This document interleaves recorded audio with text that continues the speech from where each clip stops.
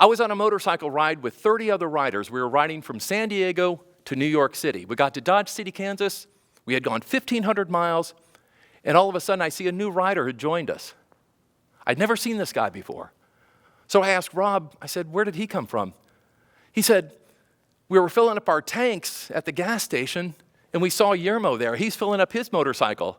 And I asked him where he was headed. He's going from Baltimore to San Francisco. Why is he making a 1,500-mile detour to New York? And Rob said, because when I asked him if he wanted to go with us, he said yes. And he said yes is when the magic happens. My name's Gary McKechnie, and I help people and businesses understand and embrace new possibilities. He was absolutely right. Yes opens up every possibility. Every possibility. When you say no, you shut everything down.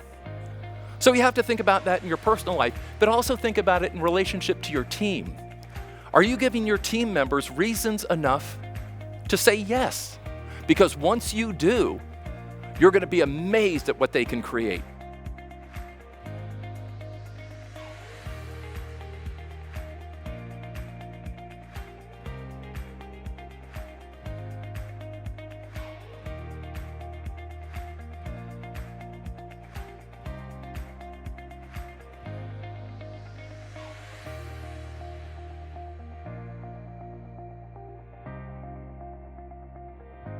Throughout my career, I've pursued different possibilities, from being a bed and breakfast owner to starting nonprofits to writing books about motorcycle touring across America to running for office. And I found that by pursuing possibilities, especially when something scares you and you can turn that anxiety and apprehension into adrenaline and energy, it can benefit you, whether on a personal basis or in a career.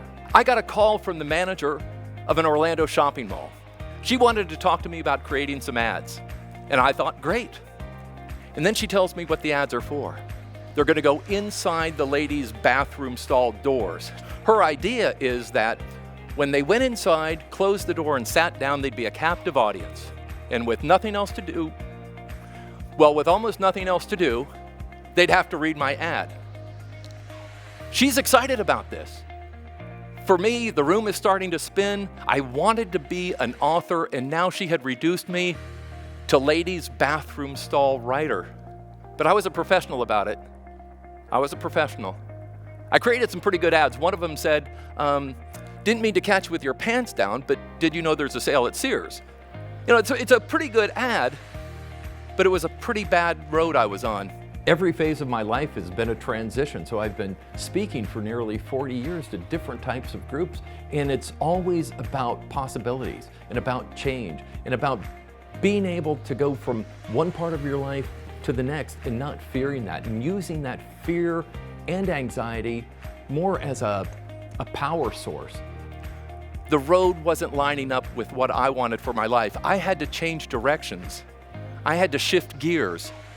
And it's hard to change directions, but if you're going the wrong way in your personal life or your career or with your business, it's never too late to stop, change directions, shift gears, and go off toward new possibilities. But a lot of times we'll just sort of stay in our same place because we're scared to move forward.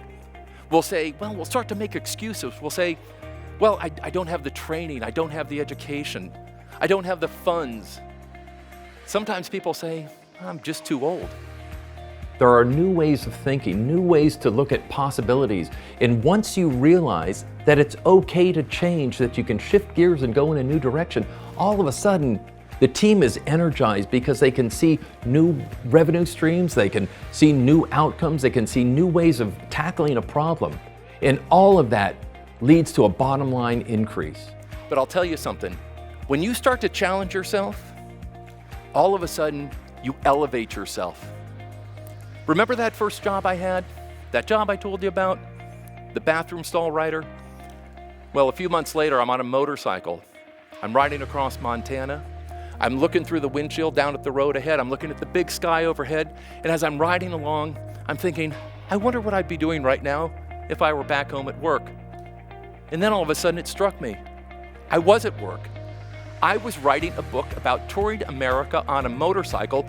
The motorcycle was my desk chair. America was my office. Because I had demanded more of myself, because I had shifted gears, I was off on a new direction.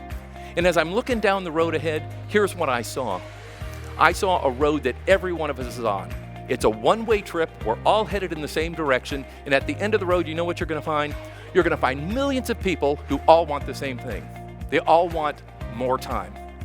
More time to achieve that one more thing that they never accomplished.